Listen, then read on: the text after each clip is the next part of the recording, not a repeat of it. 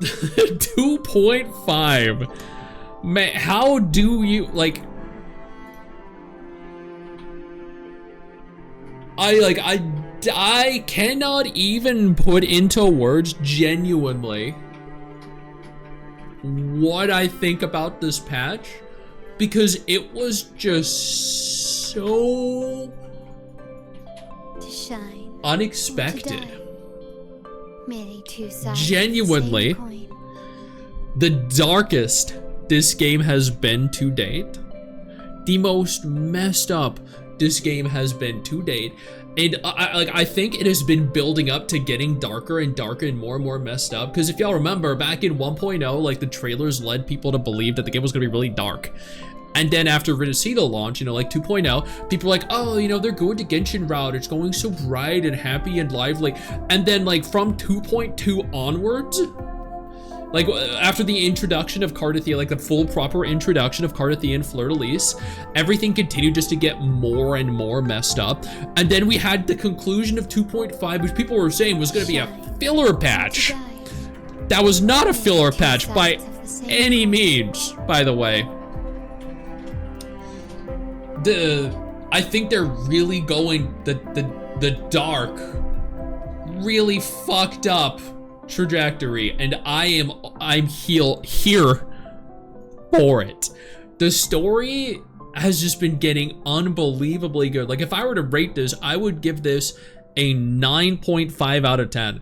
There were a minor amount of inconsistencies that I found, like how, like, I know Cristoforo got down to the, you know, the base of where we were attempting to get to take the gem from us. Like, he got there and he just teleported in through a Scar portal, and they could have done that easily, like much more easier, without needing to go the whole convoluted way that we went to get there and to tackle Fenrico. I also think Fenrico definitely should have had a little bit more story, because Fenrico was a really good character, a really freaking good character.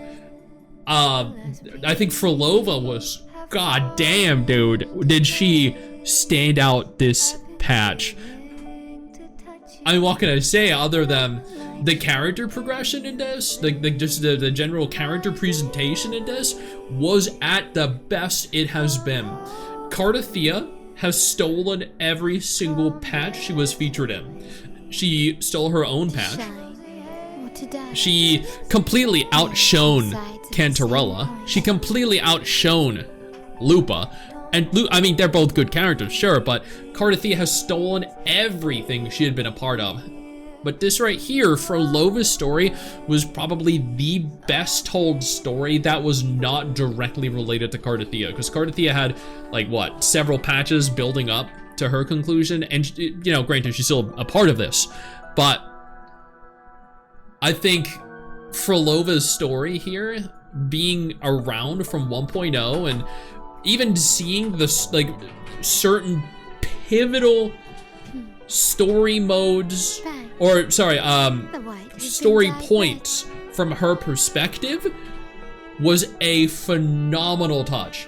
Seeing her move through, like, even the inclusion of the Rain, right, from Alto and Encore's stories, seeing the inclusion of Gion and the Midnight Rangers, like, so many callbacks to 1.0 when the story focused on one of the 1.0 characters was such a good touch, dude.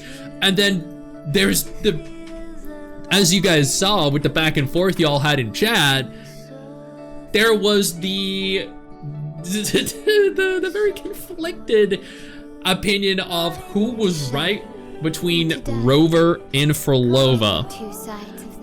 And honestly, like, as I noted when we were, you know, discussing it and reacting to all of it, I don't think necessarily there's like a definitive right or wrong or good or bad. Like, it's not really black and white necessarily.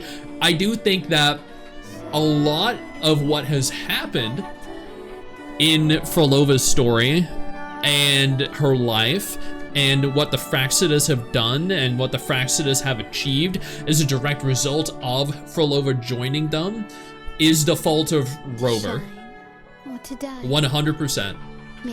If Rover had just stayed there if Rover hadn't left Frolova, if Rover didn't leave her to be manipulated when she was in such a fractured mental state, then she wouldn't have become the person that she was. She wouldn't have suffered the fate that she ultimately suffered. And I mean, Rover could have very easily tipped the scale for her, and who knows, the entire world could have been different at this point. But at the same time, is that really Rover's responsibility? Does Rover have to help every single person? Because no, like Rover is not responsible for her. She's a fully grown adult. She can make her own decisions. Merely two sides of the same coin. I feel like it's a very slippery slope, right? I don't think there is a clearly defined good or bad or right or wrong. I think that was their one singular first meeting. At that point, they weren't even necessarily like good friends. They sat down and talked for a while. They enjoyed each other's company.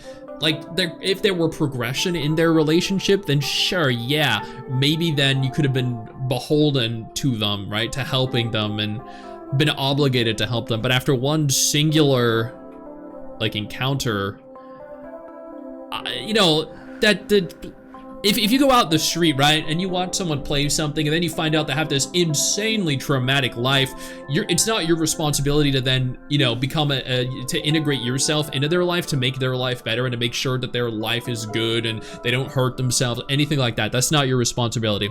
It's not Rover's responsibility. Was it Rover's fault that everything spiraled rapidly out of control? Sure.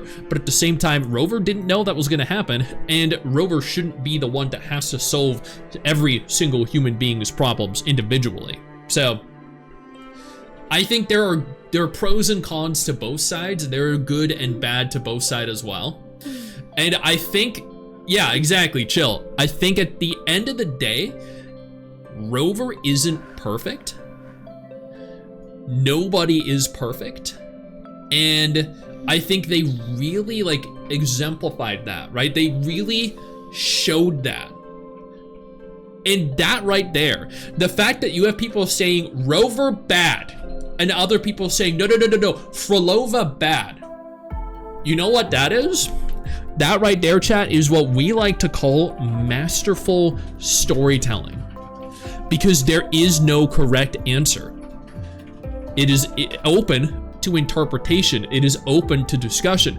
Up until this point, Wuthering Waves has been, you know, praised for its action combat, praised for its great character models, praised for its, you know, great setting.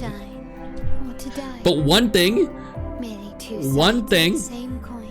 that people continued to find fault with was its story and storytelling. People were not invested enough in the characters or the story until Cardathia. Now, we're at a point where people are like, holy shit, this story was told so well. There were so many intricate details that were interwoven together where we just, like, the entire community is ablaze. No one can agree on who the villain is, who the good guy is, or who the bad guy is, who is in the right or who's in the wrong. And that leads me again to the conclusion that this right here was masterful storytelling. That is what it was. Two sides of the same coin. That is really, really great. They told this phenomenally. Rover has always been pragmatic and realistic for the greater good. What happened was indeed not out of character. The story proved the flaws and consequences of doing complete resets nonstop. Exactly, yeah. Yeah. And like at the end of the day, as I noted, like Rover was definitely responsible for a lot of that. But that doesn't just immediately make Rover, you know, the bad guy. It also doesn't mean Rover was in the wrong with regards to the choice that he made with Frolova, to let Frolova live her life and make her own choices. I also think, since someone mentioned the promise here was important, the lack of the promise that Rover kept, if you think about it, yes, Rover didn't come back, right? Rover promised Frolova that they would return. It didn't matter where they were, or how much time passed, Rover would come back. And right at the very end, right, in where we are in the current timeline, Rover came back. It wasn't in the way that Frolova wanted. It wasn't necessarily in the way that Frolova needed or thought that she needed, but Rover still did come back. And I think that is also kind of what they were hinting at, which is, again, like a deeper, more complex, layered, tiered system. And that right there just further proves my point that this is masterful storytelling. They said that Rover would come back one day. And right here and right now, right, Frolova was being damaged, killed. She needed help. Someone to help her get the gem back from Fenrico because she couldn't do it herself, right? So she needed Rover. In her genuine time of need, she needed Rover. Rover promised her that they would return, and they did. So Rover fulfilled their promise to her, not in the way she needed or she wanted, maybe necessarily, but in a way that mattered. This story was so layered. I knew Stix would understand. Yeah, because I play gacha games. I play games in general for the story. That's why I play Nikke and enjoy Nikke as much as I do, because Nikke's story is outstanding. For anyone that is watching, if you've not played Nikke for story, then you don't know how good a gacha story can get. But ultimately, I think this patch proved, not just to us as fans of Wuthering Waves, but also to everyone, that on the one hand, Kudo, they are more than happy getting into the dark, the gritty, and the fucked up. They are willing to take you on a mentally draining, emotional journey that isn't all happy sunshine and rainbows. They are willing to destroy characters. They're willing to delve into things that don't normally get touched on. They're willing to cause friction in their own community with regards to some of the hate that Rover has garnered now as a direct result of, I think, miscomprehension is what the word I'm going for here, where the people don't really comprehend exactly what Rover did or did not do. So they're willing to potentially make people dislike the main character, which they, you know, are inserting themselves into. They're willing to show that their own character isn't perfect. They're willing to show that the story isn't just about gathering pretty women or men. No, that the character is flawed. The characters in general are damaged, and hey, they're willing to potentially kill off fucking like incredible characters like Frolova. So I think Kudo with this patch have shown that they are willing to go beyond what normal gacha games are willing to do. And that right there, and Fenrico, yes, exactly. And that right there is, I think, ultimately the sign that the game has now grown.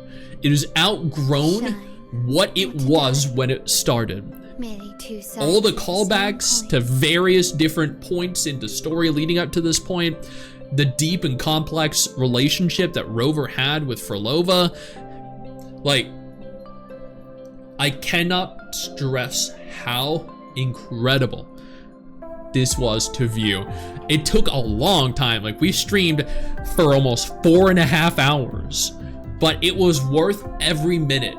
Not skipping a single word anyone said, watching all the expressions, which were incredibly detailed, all the reactions, all the actual rendered cutscenes and engagements from each character, the outstanding voice acting, every little part of this journey of a patch, which people were saying was a filler patch, by the way. Those people are fucking stupid. Every piece of this made this into what is arguably one of the 2 best patches of the game so far. That's what I think.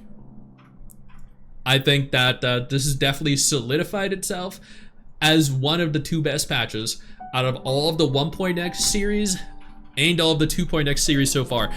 I did not think that we would have something that could rival 2.4 so soon after playing 2.4. I was like, God damn, dude. 2.4 was so good. It's gonna be like, we're not gonna get a story told that well until 2.8? When the whole, you know, Renacida arc ends, Raguna arc, but then in 2.5, literally just a few weeks after the second half of 2.4 was released, boom! You get hit with something just as good! Like, what are they doing? Oh my god. That's what we all thought? Yeah, exactly. I don't think any of us expected 2.5 to be as good as 2.4. And in some aspects, chat, like, I'm completely honest with you, in some aspects, 2.5 was even better than 2.4. Because I loved Lupa, and I love Cardathea. Cardathea is the best character in WoW right now. But look at this man so happy. Dude, yeah, because this is one of my 2 main games, and seeing how big and great this has gotten is just so satisfying to me. But Frolova, right? Because I love 2.4, and I love both Lupa and Cardathea, but 2.4 had more, I think, character depth for Frolova than any other character that has been in the game. So,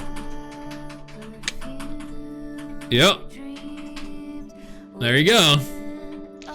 Story-wise, 2.5 is definitely the best. Personally, I don't care about Frolova, but it progressed the story so much. Exactly, it tied together so many things that I never expected to see. To shine or to die. Merely 2 sides. I don't want to do the gacha on Frolova. I know I'm gonna lose a 50-50, dude.